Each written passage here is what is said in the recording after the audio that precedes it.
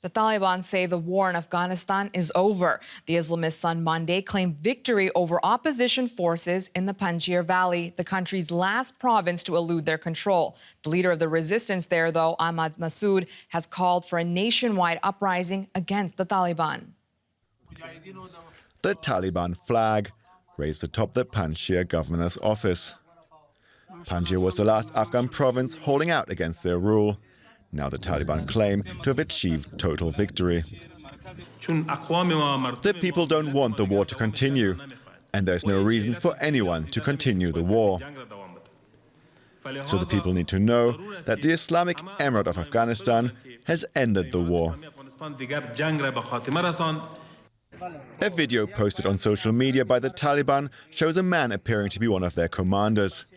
He's speaking to Panjshir residents, assuring them that civilians will not be hurt.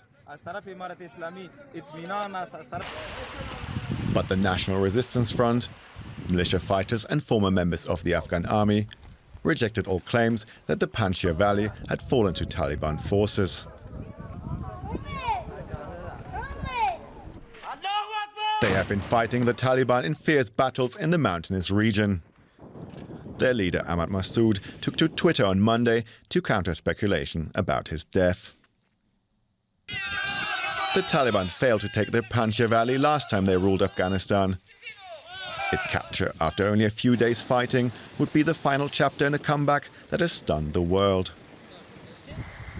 Joining me now live from Kabul is journalist France Marti. France, thanks for taking the time.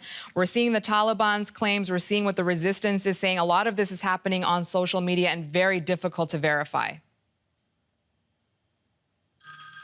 This is indeed the case. It looks though as the Taliban have captured the provincial center of Panjshir and also the villages. Ahmad Massoud in his audio statement didn't really refute this, which is at least an implicit acknowledgement. That said, sources told me, including one source that just yesterday went out of Panjshir, that resistance fighter took to the mountains and are now covertly continuing their resistance. There have been reports of fighting yesterday and today, small skirmishes, but yeah, all is not over yet, but it looks, of course, very difficult for the resistance to stage a comeback.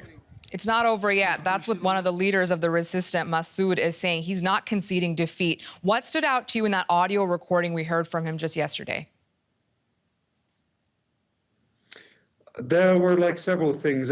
He called for a national uprising, said that everyone everywhere should do whatever he or she can, not only fighting, but also, for example, civilian unrest.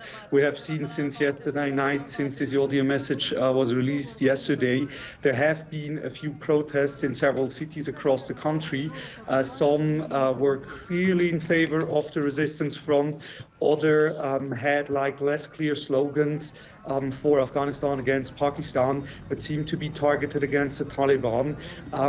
The most dangerous thing for the Taliban are apparently such civilian protests, and they could increase, especially if the economy is continuing to tank and people don't have any money, any jobs anymore.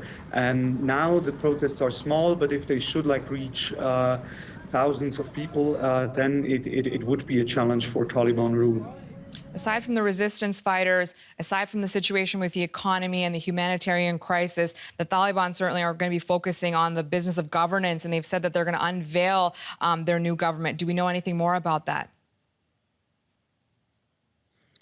Today, accounts associated with the Taliban have on social media said that the work for forming a government is more or less complete and that it will be announced soon. That has also been the case in the past days. This time it seems to be a little bit more concrete, and with Panjshir, the resistance being more or less gone for the time being, it also seems to be that the Taliban will announce their new government and their new rule imminently, meaning within the next days.